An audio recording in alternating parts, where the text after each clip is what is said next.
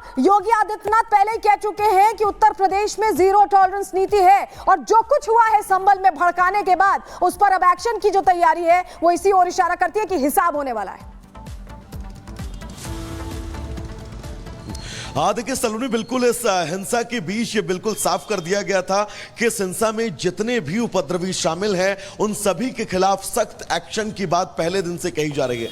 27 लोगों की गिरफ्तारी हुई है और उन 27 लोगों के फोटो भी जो है वो रिपब्लिक भारत अपने दर्शकों तक दिखा रहा है, पहुंचा रहा है और उनकी पहचान बता रहा है कि कौन ये 27 लोग थे जिन लोगों की गिरफ्तारी अब तक के की गई हो। और 72 ऐसे लोग हैं, ये संख्या है जिन लोगों को चिन्हित किया गया है। इन लोगों को लेकर अब लगातार छापेमारी की जा रही है। लेकिन इन 27 के आंकड़े में सबसे अहम सलोनी ये भी समझना होगा कि 14 साल से लेकर 72 साल तक की उम्र के लोग शामिल हैं, यानी कि नाबालिग लोग भी इस उपद्रव में शामिल थे और बुजुर्ग लोग भी इस उपद्रव में शामिल थे। 3 महिलाएं शामिल हैं जिनकी गिरफ्तारी की गई है। इन 3 महिलाओं के अलावा जो 72 नाम और हैं जिनकी तलाश पुलिस कर रही है, जिनको चिन्हित कर लिया गया है, उन लोगों को लेकर भी छापेमारी की जा रही है।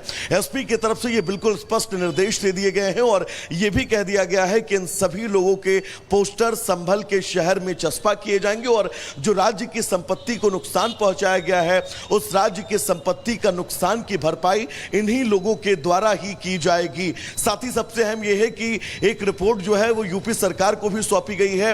इस रिपोर्ट में अब तक के एक्शन की क्या क्रोनोलॉजी रही, कितना एक्शन पुलिस प्रशासन ने लिया, आगे का रोड मैप इस पूरे संभल हिंसा में एक्शन को लेकर क्या कुछ रहेगा, ये पूरा खाका इस रिपोर्ट के अंदर मेंशन किया गया है। और ये रिपोर्ट उत्तर प्रदेश सरकार सारी चीजें उस रिपोर्ट में मेंशन की गई है जो कि प्रशासन के द्वारा मुख्यमंत्री योगी आदित्यनाथ को भेजी गई है। लेकिन सवाल ये भी कि अभी इस मुद्दे पर खूब जम करके सियासत हो रही है, सियासी रोटियां सेकी जा रही है एक तरह से कहा जाए तो।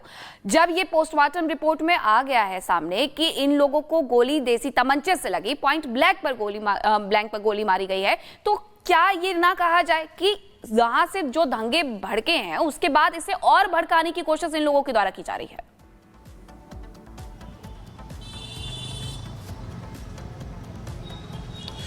देखिए बिल्कुल मीनाक्षी, जो तस्वीरें सामने आई, जो हालात अब तक के सामने आए और जितने सीसीटीवी फुटेज जो वीडियो सामने आए हैं, मस्जिद के ऊपर का वो वीडियो जो मस्जिद के टॉप एंगल से लिया गया, उस वीडियो में भी देखा जा सकता है कि ये संख्या 2, 10, 15, 20, 30, 40, 50 तक सीमित नहीं थी। हजारों की संख्या में लोग वहां पर मौजूद थे और न सिर्फ उनकी वहां पर मौजूदगी थी बल्कि वो पूरी तरह से प्री प्लान तैयारी के साथ वहां पर पहुंचे थे, क्योंकि इस बात को लेकर भी आशंका उड़ाई गई और यह अफवाह उड़ाई गई कि मस्जिद के अंदर जो वजू खाना है उसकी सिर्फ वीडियोग्राफी और फोटोग्राफी लौटेंगे आपके पास तमाम बड़ी अपडेट्स आप यहां पर दे रहे हैं। लेकिन इस बीच ये समझ लेना भी बहुत ज्यादा जरूरी है कि प्रशासन जिस तरीके से सख्त होता नजर आ रहा है, दंगाइयों के हौसले पस्त हो रहे हैं, किस किस एंगल से जांच हो रही है। पहला एक्शन जान लीजिए, किसके कहने पर भीड़ जमा हुई, ये वो सवाल है जिसका जवाब प्रशासन लगातार खंगाल रहा है। भीड़ को हिंसा के लिए आखिर किसने उकसाया, ये दूसरा एंगल है पुलिस का जिसके एंगल से जांच हो रही है। और तीसरा एंगल है मौके पर आखिर कितने मोबाइल फोन एक्टिव थे। यही एक बड़ी वजह भी है कि कॉल डेटा जो है वो खंगाला जा रहा है कि कितने मोबाइल फोन्स वहां पर एक्टिव थे 23 तारीख को। चौथा एंगल, क्या दंगे की प्लानिंग पहले से की गई थी, सुनियोजित तरीके से की गई थी, प्री प्लान था ये सब कुछ कि दंगा भड़काना है, हिंसा भड़कानी है। तोड़े गए सीसीटीवी के डेटा की भी रिकवरी की जाएगी ताकि तमाम जो तस्वीरें हैं वो जो सीसीटीवी में कैद हो चुकी थी सामने आ सके और उनके जरिए सच को बाहर निकाला जा सके। कुछ सोशल मीडिया अकाउंट्स की भी जांच की जाएगी, वो सोशल मीडिया अकाउंट्स जो कि जांच के घेरे में है, संदेह के घेरे में है। कार्रवाई के लिए स्थानीय लोगों के बयान दर्ज किए जाएंगे, उन्होंने क्या देखा, जो कुछ उन्हें पता है सब कुछ उनका हर तरीके से बयान दर्ज किया जाएगा। तमाम सवाल उनसे पूछे जाएंगे ताकि ज्यादा से ज्यादा जो जानकारी है वो एकत्रित की जा सके। और इन 7 एंगल के जरिए, इन 7 एंगल से जो पुलिस जांच को आगे बढ़ा रही है, इन 7 एंगल के जरिए लगातार कार्रवाई को अंजाम दिया जा सके और उन लोगों को सबक सिखाया जाए जिन्होंने संभल को सुलगाने की कोशिश की है। और इस बीच एक और बड़ी खबर आपको यह बता दें कि संभल हिंसा पर रामगोपाल यादव का भी बड़ा बयान सामने आया है। रामगोपाल यादव सपा नेता ने बड़ा बयान दिया है, कहा है निर्दोष लोगों को गोली मारी गई। रामगोपाल यादव का यह कहना है लगातार यानी कि आरोप उठाते हुए लगाते हुए वो नजर आ रहे हैं और इसके साथ ही उन लोगों के साथ हमदर्दी दिखा रहे हैं जो कि उपद्रव में शामिल रहे।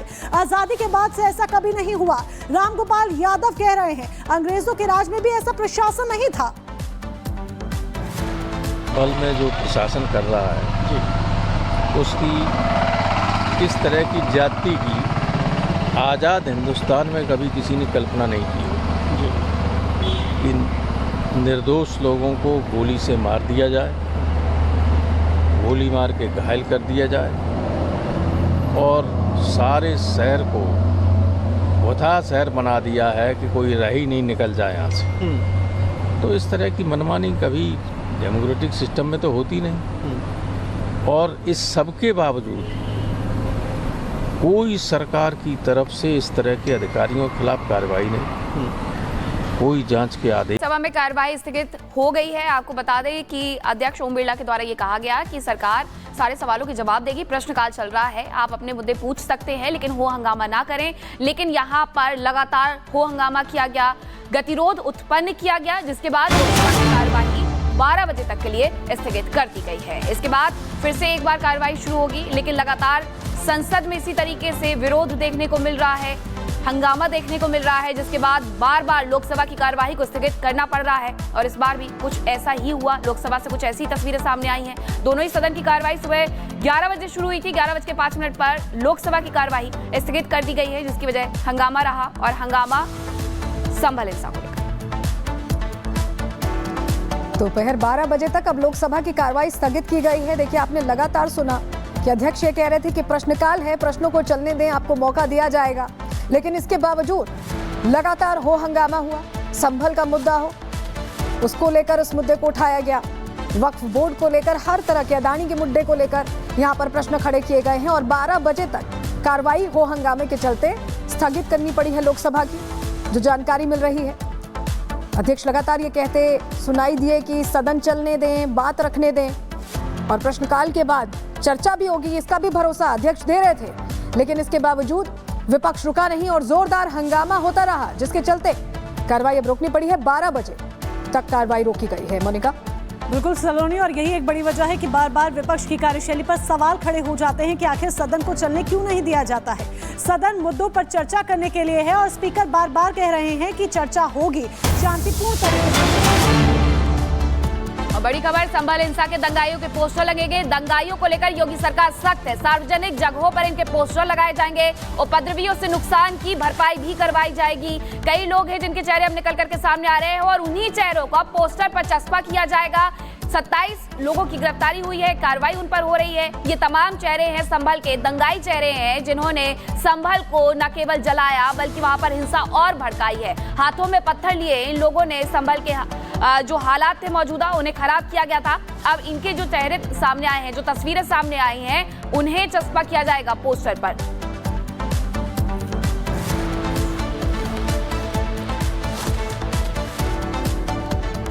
तो देखिए, पहचान अब एक एक करके हो रही है, क्योंकि यही वो चेहरे हैं जिन्होंने संभल को जलाया है, जहां संभल में संग्राम छिड़ता सर्वे के दौरान दिखाई दिया। 2.5 घंटे का वो समय जब सर्वे चल रहा था और बाहर पत्थरबाजी हो हंगामा अगजनी चल रही थी। ये वो चेहरे हैं, देखिए हम आपको दिखा रहे हैं, जिनकी पहचान कर ली गई है, सीसीटीवी फुटेज खंगाली गई और एक एक चेहरे को अब बेनकाब करने का एक्शन प्लान योगी की पुलिस ने बना लिया है। और यही वजह है कि पहचान की जा रही है। जो तस्वीरें आप देख रहे हैं, 800 अज्ञात लोग हैं। देखिए, 2 नामजद बड़े चेहरे आपको याद है, जियाउर रहमान बर्क और इसके अलावा सैयद इकबाल हैं। और वहीं ये वो चेहरे हैं जिनको भड़काया गया और भड़कावे में आकर पत्थरबाजी की है। कितना हो हंगामा किया है ये आपने देखा 2.5 घंटे के दौरान। और ये तस्वीर देखिए, ये सबसे बड़ा साक्ष्य है जो रिपब्लिक भारत पर हम दिखा रहे हैं। आप यहां देखिए, इसके हाथ में देसी कट्टा है और फायरिंग जो हुई जिसमें 4 युवकों की मौत होती है, उसमें ये रिपोर्ट में कहा गया है, पोस्टमार्टम रिपोर्ट में, कि पॉइंट ब्लैंक मारा गया है, यानी